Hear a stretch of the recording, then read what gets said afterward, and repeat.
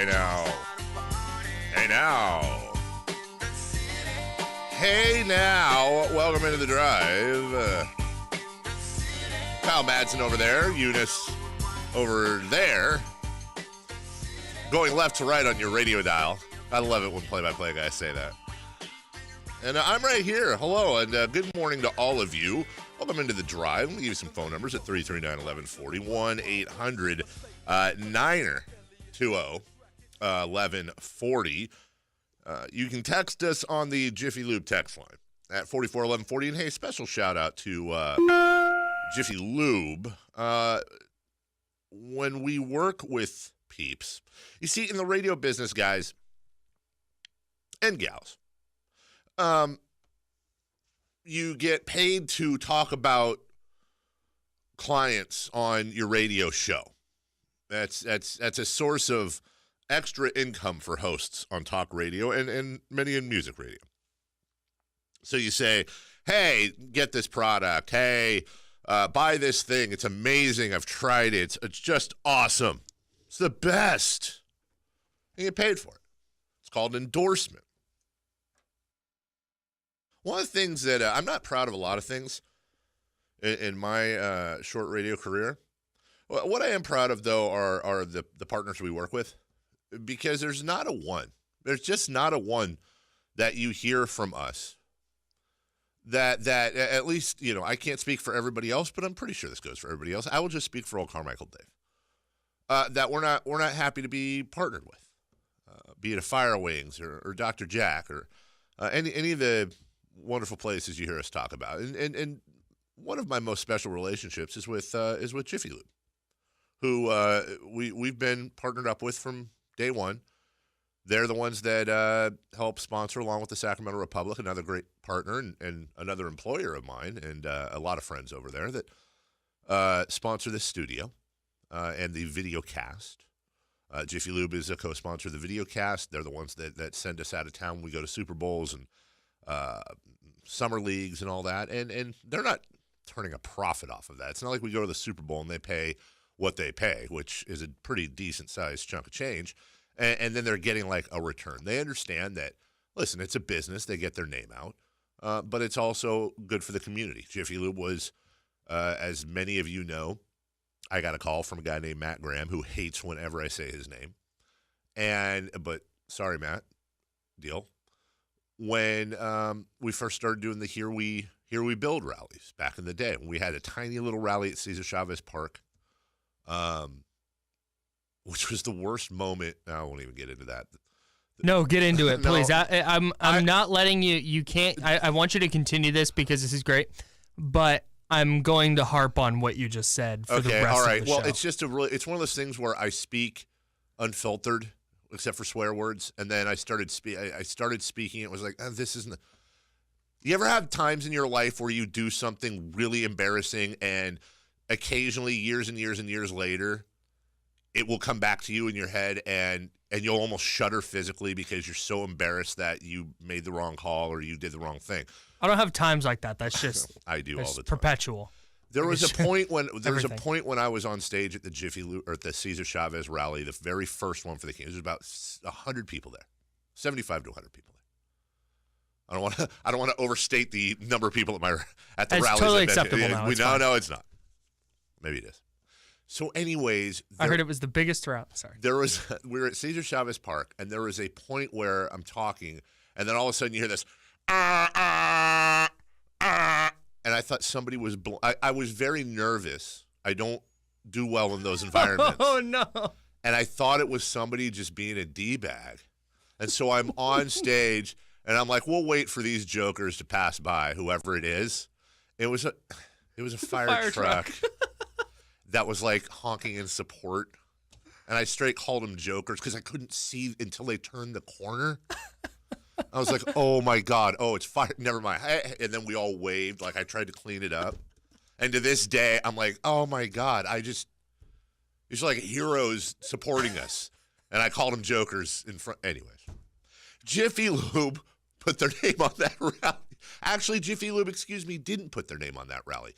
They paid for our permits, which I think it was $1,500. just to have a rally there. They did not. There were not Jiffy Lube signs everywhere. In other words, it wasn't like the "Here We Build" rally brought to you by Jiffy Lube. No, it was them very quietly doing something without any thanks. Probably until now, really, that was good for the community. So, where am I leading? We spent Saturday at the Sacramento Zoo, which is a nonprofit, another place near and dear. I took the wife and kids out there because Jiffy Lube sponsored the new meerkat exhibition that they have out there. And let me tell you, seeing meerkats up close is awesome. Meerkats are fantastic. They dig and they look and they peer around and they just meerkat. They just meerkat around. My kids are flipping. All the kids were flipping out. And it was very, very cool. And I want to thank them for that. I also want to do something else. Good morning, Kyle. Good morning, Dave. My uncle is out here from the Atlanta area, whom I was named after. We share the same first and last name, as do his son and me. They're both named Carmichael. Exactly. We're all named Carmichael, Dave. He works for FEMA, and he is out here boots on ground with all the fires and everything going on. And I wanted to, and I hope we don't go long here, I wanted to play this from the Sacramento Bee, Kyle. This is, I don't have this gentleman's name. This is a volunteer fire captain.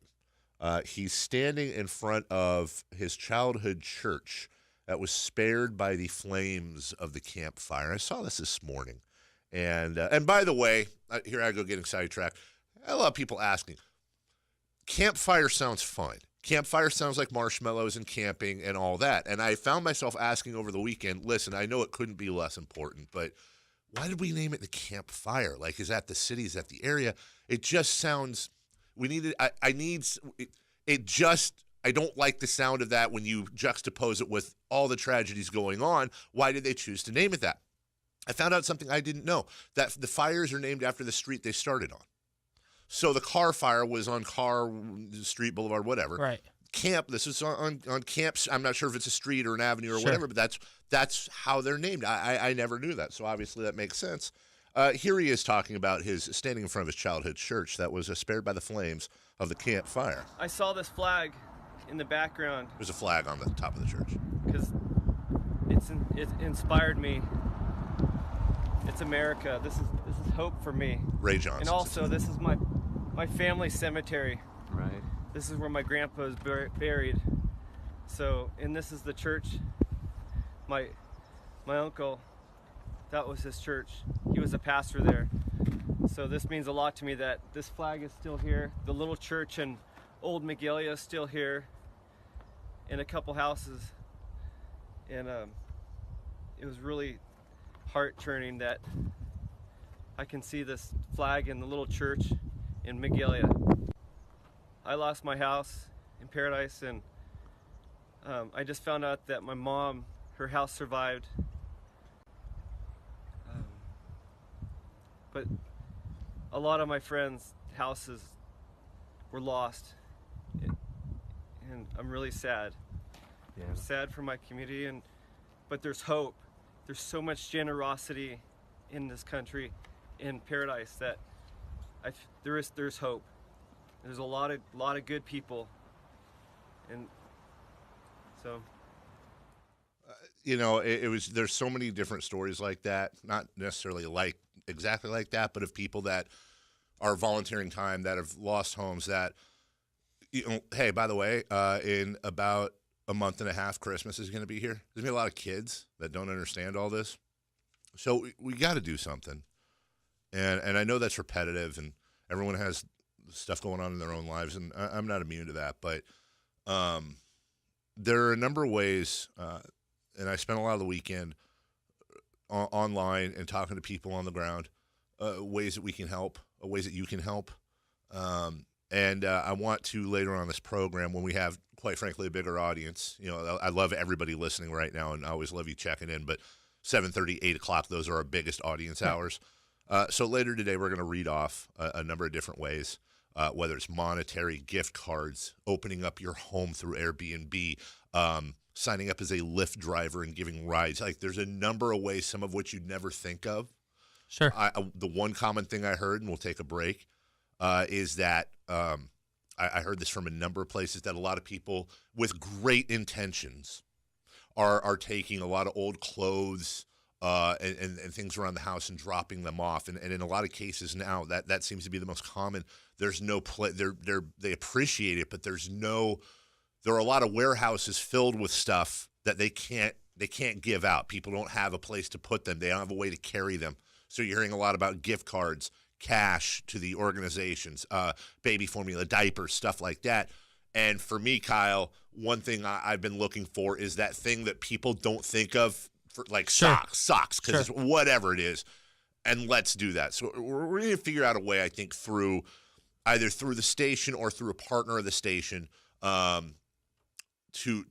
get, for all of you to get involved through us, but then also I'll read off some ways that you can get involved individually as well. It's way too often we hear about this. It seems like we just had in fact, we did have a huge fire a couple months ago. But so what? It happens and you help, and you're a part of a community, and that's very important to me, and I know to you and to everybody listening. Absolutely. All you have to do is walk outside when the sun comes up today and it looks post-apocalyptic.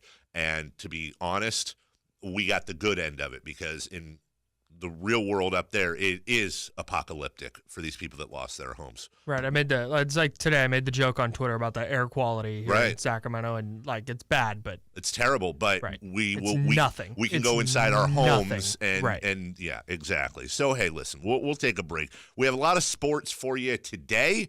And that's the thing about a local show. Listen, we're going to do sports. We're going to distract everyone. I'm not trying to depress everybody, but I know we all live in the same community, and I know most of you either have helped or want to help, and we simply want to help facilitate that in any way that we can. The Kings had a weekend that was good and really bad. The Raiders did what the Raiders do. And the Jimmy Butler saga, I don't want to say it's over, but it has moved somewhere else, and we'll discuss that and what it's all about. Is the Kings forced the Wolves to trade him on Friday night, Saturday morning. The Kings broke the Timberwolves. We'll be back with Morning Brew on Sports 1140 KHTK.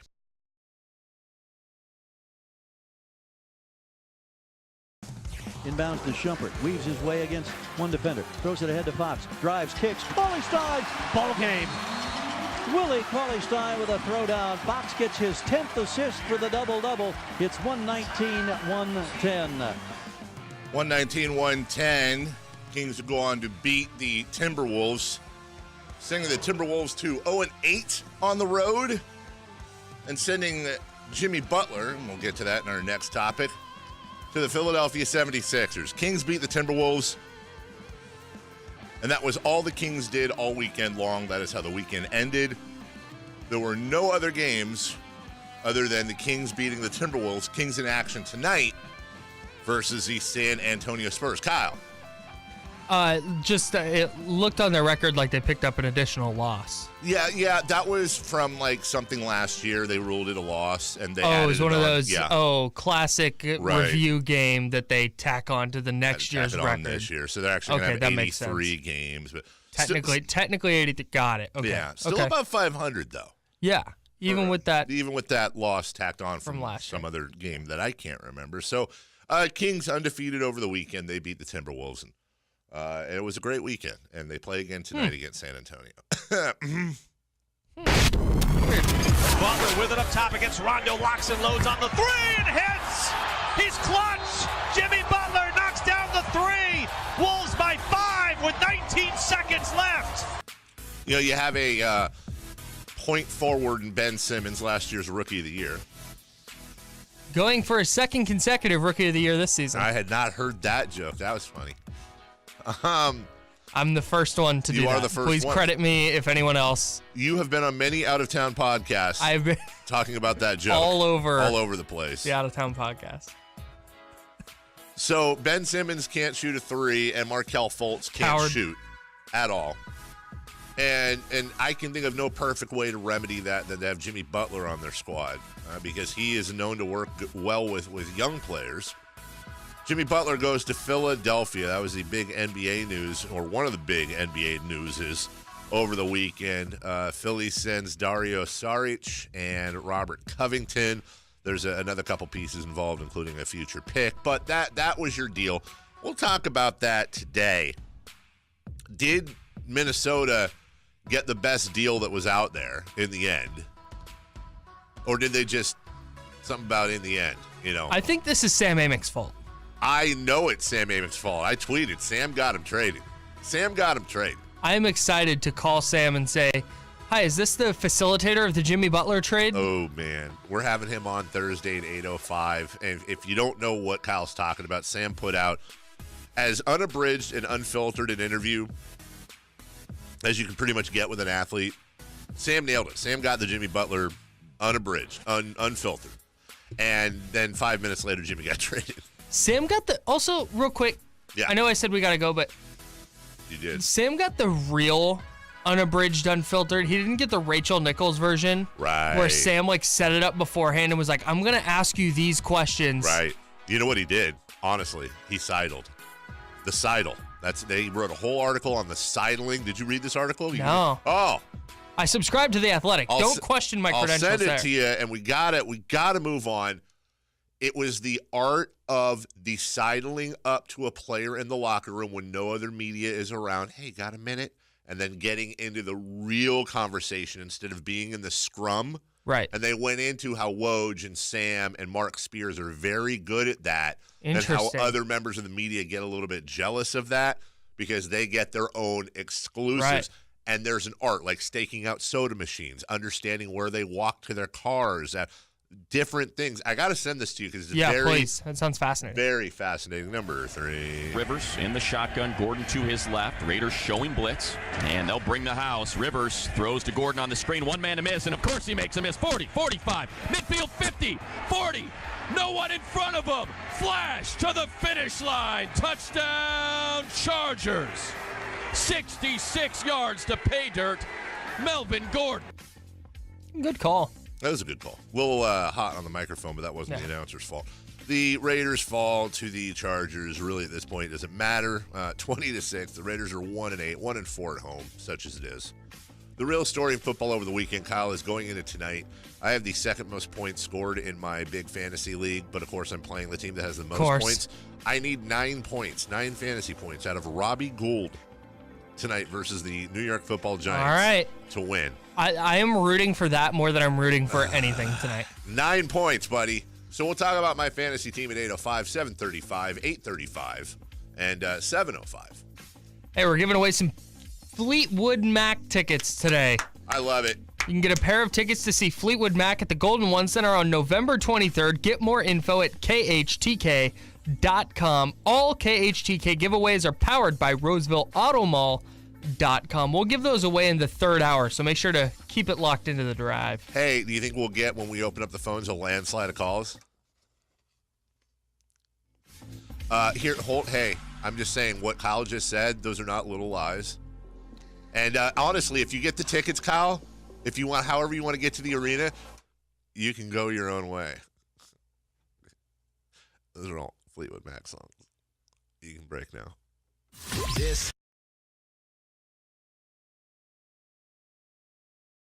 Good morning, this is Kyle Madson with your top stories on Sports 1140. Carmelo Anthony's days in Houston may be over. ESPN is reporting that several Rockets players and coaches believe the 34-year-old has played his final game in Houston. Anthony hasn't played in either of the Rockets' last 2 games, and he's not on their trip to Denver due to an unspecified illness. He's averaging 13 points, 5 rebounds, and half an assist in 29 minutes this season. We'll continue to monitor that developing story. The Raiders lost their 5th game in a row yesterday at home against the Chargers of Los Angeles, 20-6. Derek Carr didn't throw a touchdown for the 2nd consecutive week, and the Raiders have now gone 9 straight quarters without a touchdown. And the Sacramento Kings split a pair of games over the weekend, beating the Timberwolves and losing to the late arriving crowd that showed up. Right, come on, guys. Because, I know, unbelievable. Now they're back in action as they wrap up their 4-game homestand against the Spurs. KHTK's coverage of that one begins with game night at 5:30. Kings Live is at 6:30, and then tip-off with the G-Man is set for 7 o'clock. It's 6:32. Time to go solar with Sierra Pacific. Last chance to get that 30% tax credit for 2018. Call Sierra Pacific now, 800-551-3040. I forgot the bit. Yeah, jeez. They beat the Wolves. Here we go. The drive continues now. What? And then lost to the late arriving crowd. Yes, the late arriving crowd. Speaking of losing over the weekend, UC Davis lost to Eastern Washington 59-20. I think UC Davis was what, 5 and Eastern Washington was 4, I think. Maybe, but so. Eastern Washington came into the game 7-2. UC Davis 8-1. Yeah. Both teams moved to 8-2 after the loss, but UC Davis still a playoff team, still ranked top 10 nationally, and you can come see UC Davis take on rival Sac State in the Causeway Classic this Saturday. The hated Sac Do State not Hornets. miss your chance to see this heated rivalry, as there are only a few tickets remaining. Kickoff is at 12 p.m. at UC Davis. Get your tickets at ucdavisaggies.com. The Causeway Classic is fun. You know what Aggie's short for, right? Agricultural. Yeah, that's right. So they do that and maybe that and some of that. A lot of farming going Got on. a lot of opportunity to use those. The Kings beat the Timberwolves 121-110. That's weird they only had one game. Yeah, it is. Free weekend for them. Karl Anthony Towns is good. 39-19. Ooh, that's very, very good. But wasn't enough. Willie Cauley-Stein acquitted himself rather well, at least offensively. 25 points, so he did get in some foul trouble. Had 5 fouls, which he did twice over the weekend, even though they had one game. He had 5 fouls. Buddy Hield also 5 fouls in that game as well. All 5 starters in double figures. De'Aaron Fox had 16 and 10 against Derrick Rose, including a couple of blocks on him. 17 for Iman Shumpert, 15 for Hield, as we said, and 14 for Nemanja Bjelica, who got into Steph Curry mode for about 5 minutes during this game and hit a couple of just... I prefer to say he was in Omri Caspi mode. That's fine, too. Thank you. That is absolutely fine, too. He did quite well in that game. And we have some highlights for you, some fun stuff. Here's De'Aaron Fox to the kid, Marvin Bagley. Fox at the left elbow runs into a double team. Great wraparound pass, and Marvin Bagley with a 2-hand flush. That was a terrific setup pass on the left-hand wraparound from De'Aaron Fox for the assist. There was that, and then how about Costa Koufis? Maybe the longest floater you'll ever see in NBA history from just inside the three-point line as time expired. Justin Jackson to put it in play. Somebody's got to pop and take it. They get it into Costa Koufis. Looking for somebody, can't find anybody, so he flips it and scores it to beat the buzzer. How about the clutch play from Costa Koufis? That was a 17-foot flipper. 31-29. Minnesota leads by 2 after their first 12 minutes of play. We mentioned Bjelica, or should we call him Three-Elitza? This guy's amazing. Bielitsa. I don't like that one. Not a very good one. No. No, there's Three-Elitza and there's Bielitsa. Three-Elitsa's way better. Okay. Yeah, you're right. You're making me nervous there. Three-Elitza from Troy Williams. Troy Williams with the inbounds to Fox. Fox wiggles around a screen from Costa. Off the bounce, pulls up. 20-footer, too strong. Back tap by Costa. Chased down by the ever-hustling Troy Williams. To Bjelica for a 30-foot three. And he hits the triple. Oh, my. There's your Petkus Brothers moment of the game. That's right, Petkus Brothers moment of the game. Get the spectacular backyard you've always wanted with a beautiful Petkus Brothers patio or sunroom. The best price, best value guaranteed every day. Hey, who's that? Oh, it's Petkus Brothers. Yes, that's right. And how much fun is Gary Gerald having in these games? You notice there's like I don't want to imply like in years past he's been like, oh, the Kings win the ball. But when you are a boring, bad basketball team, yes, it gets very, very tough to broadcast games. And when you're a boring, bad basketball team for a decade plus, you run out of things to do. That's not to say they didn't have exciting moments or exciting wins, but this is a team that just by virtue of their playing style, just about every game is going to be exciting. He's got a little extra pep in his step this year, and I love it, and he deserves to. Meanwhile, Carl Anthony Towns is, as we mentioned, very Carl Anthony Townsy. 105-92. Towns drives, spikes it with the right hand. That was kind of a hesitation move, and then a little emphasis. He has 37. That was right after Buddy Hield gave the Kings a 14-point lead, and it looked like this game was over. You're going to see young teams do this. The Kings did it on Friday. They let Minnesota back in the game, created a very, very nail-bitey type of ending. Buddy Hield helped erase that. Hesitates, now drives, knocked out of his hands, another steal. This time Iman Shumpert grabbed by Bielitsa. Long lead pass, Hield wide open, corner three. He's got the triple. Kings fans on their feet, arms extended over their heads, collectively celebrating the third three-pointer late in this game by Buddy Buckets.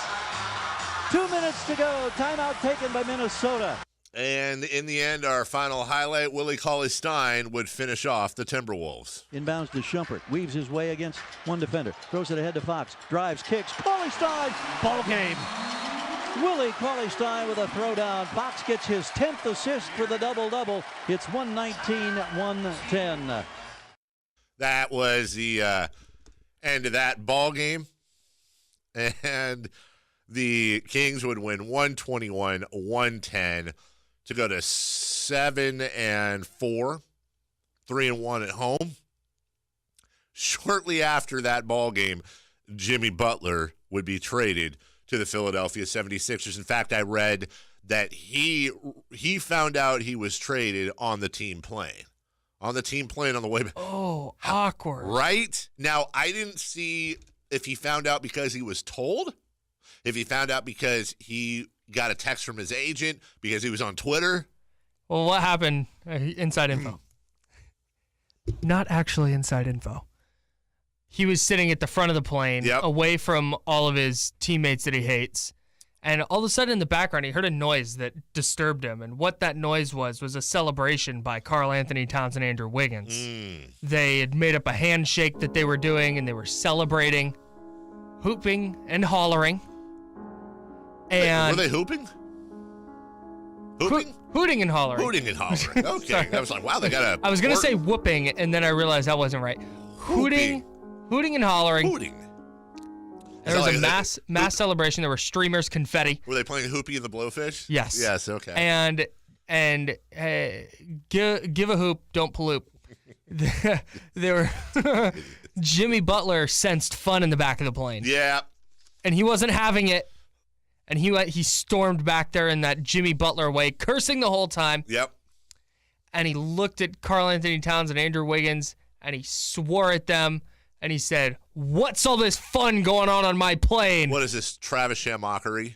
What are these shenanigans happening?" You say shenanigans one more time, I swear to God. That's and they said, "Jimmy, you're out of here, man." Jimmy put on the parachute, ran outside, and he jumped out of the plane, and he landed in Philadelphia. Yes. His Jimmy Butler parachute. Yes. That's what happened. In his parachutes. I thought the alternative story would be that Tom Thibodeau got up at the front of the plane and said, "Attention, attention, everybody. All Minnesota Timberwolves take one step towards the front of the plane. Not so fast, Jimmy Butler." What? He got that's got to be an awkward rest of the plane ride. Like there's probably a team bus that takes him back to the facility or whatever from the airport, and Jimmy's got to just like catch an Uber, I guess. Right? He's not on the team bus. I got to get my bags. Yeah. Hey, all right, guys, take care. And like, are you nice at the end? Like, I think some guys are. Some guys will dap him up. Well, Andrew Wiggins said nothing but great things about him. Same with Carl Anthony Towns. But Jimmy spent basically 2 months, talking about how these dumb young millennials on this team are soft and don't want it, and they're dumb and lame, and I don't like playing with them. Get these millennials the hell off my plane. Right. Get off my plane. And he finds out he's traded. Uh-oh. Going to Philly. I'm going to. Maybe they got on the. This is what happened, Kyle. They got on the speaker and. Hey, Jimmy, how you doing? What does this mean to you, pal? Yeah, go. He's like, we're boxing? What? We're doing what? We're fighting? Did we get an advanced copy of Creed 2? We're going running through the town? Jimmy Butler, as the Timberwolves were just broken by the Sacramento Kings, forced out to Philadelphia. We'll talk about this in all seriousness later. And why Jimmy Butler I really like Jimmy Butler as a player and the style of play. I really don't like the way he handled this whole thing. And it left a real bad taste in my mouth, and I know Jimmy Butler deeply cares about that. Just a real bad taste in my mouth about Jimmy Butler. And towards the beginning when I heard he was available, I was like, oh my God, if the Kings could get him, that'd be amazing. Towards the end, I was like, no, I don't want him anywhere near He could not have handled any of this any more poorly. Like, I know the jokes were made about his whole practice thing. Yeah. Like, I know there were jokes flying, but take a step back from the internet and look at that big picture. Right. That was horribly played. Well, Like, you staged a fake yelling thing in practice so you could tell Rachel Nichols about it as she sat in your house? Mm-hmm. That's weird, man. Jimmy Butler's a weird cat. You know what else is weird? The Raiders. And they lost yesterday. And this whole situation is weird and lame. And what else was weird was Derek Carr and his final play of the game. We'll talk about that because I need to know what you think he did. We'll talk about that in a couple minutes. We're right back. Sports 1140 KHTK.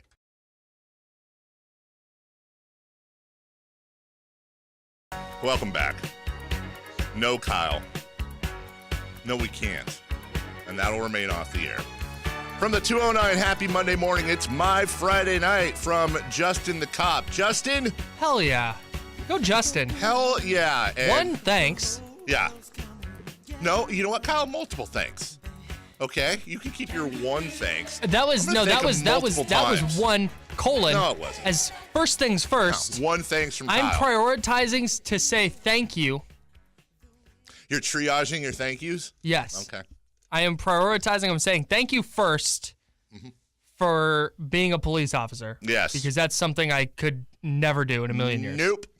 Not me. And stay safe out there, buddy. And you, Yes. I hope it's a 3-day weekend for you, and not just a 2-1. Maybe Yeah. a 4-day weekend. Yeah. And also, I always mess this up. It's Happy Veterans. You don't say Happy Memorial Day, obviously. Happy Veterans Day is okay though, right? Yeah. The thought is pure. What I'm trying to say Thank you. Thank you. Yes. To everyone who, I posted a picture online yesterday of my dad and my mother 53 years ago on my dad's commissioning day with the military and all that. And he was in Nam, and my uncle Steve, and everyone has family members that served. And I won't bore you with that, but to all those who have served, to all those serving, and to all those about to serve, you're the heroes. And we truly appreciate you. And thank you for, well, let me be specific, pretty much everything. Everything that we do in a free country is because of you. Yeah. And that never goes, I never take that for granted. Nah, you know what? Yeah, I do. I take it for granted all the time. My brother is on year 16 in the Air Force. Really? And 4 more to go, and he's got it dialed. And I feel like I don't thank him enough. Yeah. I call him ugly all the time. Obviously, older brother, correct? Yeah, 7 years older. 7 years older. Yeah. Do you have any other siblings? Nope. I didn't know you had a brother. Yeah. So literally the first time you've ever mentioned him. Yeah. You have an older brother's. Yeah, he's married, has 2 kids. Yeah. You're 16 in the Air Force? Yeah.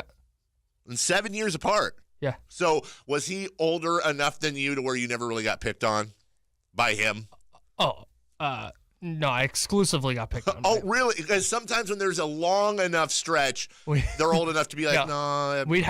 We definitely, because he was an angsty teenager right about the time I was figuring out that I could manipulate my parents against him. Right. Oh, the younger one. I have a little sister, and you're all masters at that. Right. Crap. And there's no. So yeah, we would always have these really because my parents would work and he would watch me while we were during the summers or whatever. I'm Kyle. My parents worked. Go home, Dave. My dad's a lawyer. So we'd have these really like cool like tender brother moments where we're playing Final Fantasy VII. Yes. And I would sit there and watch him play Final Fantasy VII all day. The greatest video game ever created. And I would like have an idea, and he would be like, "Oh, good idea. I'm gonna go check that out." And that was just like, yeah, yes, got you. I did it. We're taking on Sephiroth as a family. Yes, for real. Wow, that is a. And then one time he like forgot to save it, and so I went in and saved it for him. Nice. And then our PlayStation froze. Oh. But he was like, "Oh my God, I lost everything." I was like, "I got you. I saved it." And he was like, "Thank you." Like that was a. Was it the winter? Huh? Was it winter time when your PlayStation froze? I don't know. It was during the summer. Okay. Well, we put our PlayStation in the freezer. Well, thank you for your service, Kyle's brother. Hey, don't say what his name is, but I kind of like where this text line's going. Can we name him Flyle? Like, can we just have your older brother's name Flyle, so it's Flyle Kyle Madson? I like that. Okay. Well, thank you, Flyle Madson. Says on his name tag Madson, F for Flyle. We appreciate your service, and we appreciate everybody's That's actually the person on the text line spelled it Flyle. Yes. It's actually Flyle. We put the extra H in there? Yeah. I got you. Well, the Raiders needed an extra H yesterday for heart. Got him. Trying to freaking transition here. No timeouts left. 28 seconds left in the half. We're tied at 3. Pressure comes. Rivers to the end zone. Keenan Allen caught. Touchdown Chargers. Keenan Allen with his first TD since week 1. Let's see. Here's that final play we'll get into. This is 4th down, and the Raiders trying to do something. Shotgun snap. Carr under pressure, rolling and throws it in the dirt on a 4th and 5. Did you hear the announcer try not to laugh? No. Oh, my God. Oh, listen again. See if you pick. I never heard this call. Good. This is the San Diego announcer. Los Angeles. What'd I say, San Diego? Yeah. Same thing. We're trying not to laugh. Shotgun snap. Carr under pressure, rolling and throws it in the dirt on a 4th and 5. Never mind. That was just the way it's. I almost like it throws it into the dirt. He kind of did. You think so? That wasn't just the one more time. Shotgun snap. Carr under pressure, rolling and throws it in the dirt on a 4th and 5. They didn't even give anybody a chance to make a play. I don't understand that one. You got to at least just throw it up. Just situational awareness non-existent on that play for Carr. Okay, so we got to roll here. Okay, but we'll take a break. That was a designed screen. Yeah. And when David Carr even tweeted this out, on a designed screen, when the running back's covered up, you just throw it at their feet. Sure. However, that goes out the window in this scenario. Correct. And poo-poo on the Raiders for their play call. 100% You're agree. giving your quarterback one option. One option on a rollout screen. Just awful, man. Just not even a throwback screen. Buy or sell. Sell. Derek Carr forgot it was 4th down.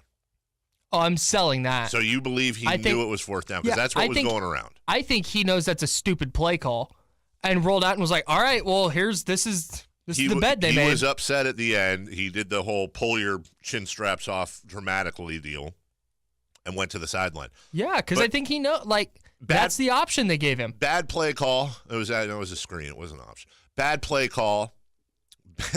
Bad play call. Sorry. I'm feisty today. Bad play call. No argument. But don't you have to just toss it in the air?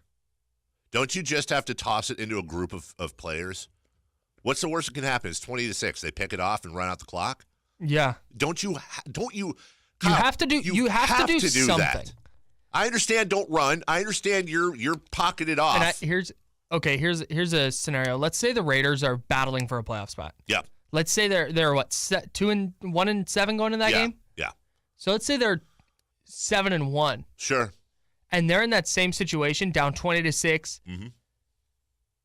I'm wondering if Carr does try harder to make a play. But they're 1-7, and he's like, what a dumb play call, spikes it at his feet and goes, that's what we get. It doesn't seem Derek Carr-y, though. Oh, I think it does. You do? You think he would openly kind of mock and because he's not. No, because he's not. If he had come out after the game and said it, that'd be one thing. But he's doing that in game, where he can do it under the guise of that. That was my read there. Like they had the screen covered, so I had to throw it away. You have got to do something.